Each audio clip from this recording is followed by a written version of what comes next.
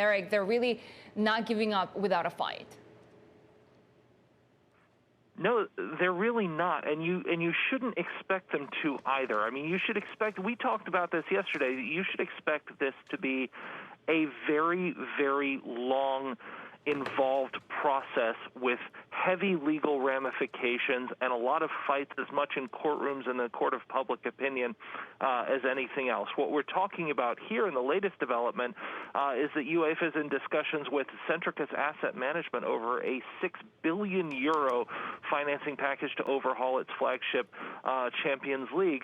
Now, how this would work in practice, we're not quite sure. We don't have details on that specifically, but bear in mind that UEFA was already talking about trying to give more concessions to major clubs to prevent a breakaway league like this in the first place. It didn't work. That's why we're in this situation.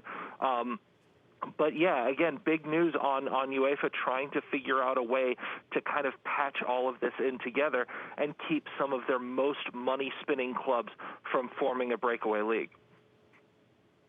So, Derek, obviously, fans are hating it. A lot of players and coaches are up in arms as well, saying that they were in the dark about this. But, of course, as always, there are market opportunities. Yeah, there absolutely are, and look, one of the things that we previewed yesterday multiple times. If you watch Bloomberg TV, you saw this, you had this note, and you may have done something with it. But there are clubs on either side of this that are both publicly traded, right? So Juventus from Italy is a part of this, is publicly traded. Manchester United, publicly traded. On the other side, Ajax in the Netherlands is leading opposition to this, also publicly traded.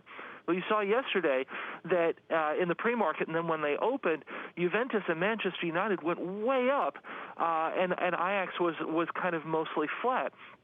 And it sort of tells you that, if you sit there and you say, oh, well, these clubs may only be doing this for money, never mind what their fans think.